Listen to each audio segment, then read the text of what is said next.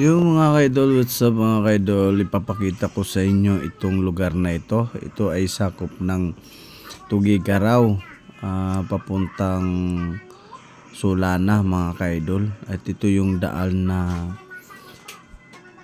bagong ginagawa nilang tulay, no? Ito mga kaidol, pansamantalang tulay pa itong ginawa nila dahil inaayos pa nila itong tulay na ito. Katapat ito ng Bonton Bridge mga kaidol, no?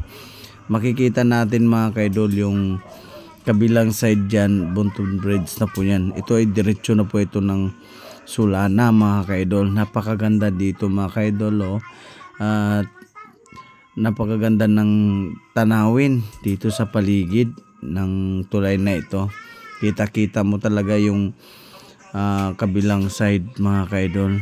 At panoorin nyo itong video mga kaidol para malaman ninyo kung gaano kaganda dito sa lugar ng Tugigaraw. Ito ang paglalakbay natin sa Tugigaraw mga kaidol.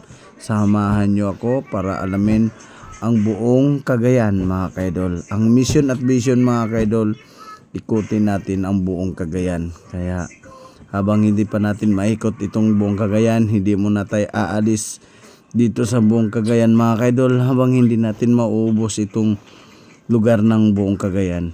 Kaya samahan nyo ako sa aking paglalakbay sa araw na ito mga kaidol. At ang way namin mga kaidol, pupunta po kami ng Lasam at madadaan namin yung Piat, Tuaw, tapos Bagabo, papunta San Juan, tapos Lugak, tapos diretso na kami ng Lasam mga kaidol. Tatay alamin natin mga kaidol kung ano po ang mayroon doon sa lugar na yon, kasi first time po natin dumaan dito mga kaidol. At para alamin itong kalsada na ginagawa ng build project ng Presidente Duterte mga kaidol nung panahon siya ay nanungkulan sa ating gobyerno. At yun po mga kaidol, nakikita ninyo yung ilog ng Cagayan River yan. At on construction po yan mga kaidol, no?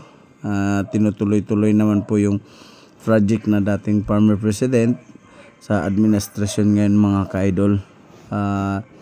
At ito nakikita natin mga kaidol, kabilaan mga mais, no? Karamihan talaga dito mga kaidol sa Cagayan, mais tsaka palay ang dito tinatanim. Lalo na dito mga kaidol, malapit na mag-aani ang kanilang palay, mais dito, no? Dito sa bandang Cagayan mga kaidol.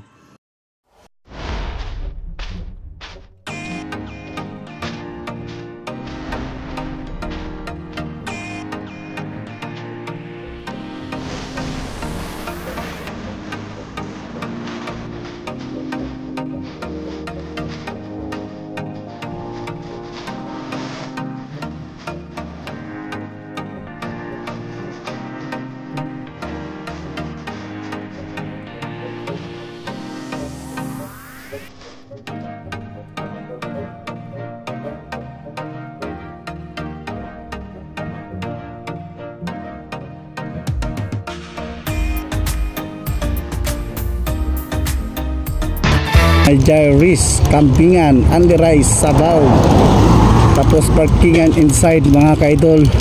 Dito po to papuntang Piat, ano? At sakop pa ito ng Sulana mga kaidol, itong lugar na ito.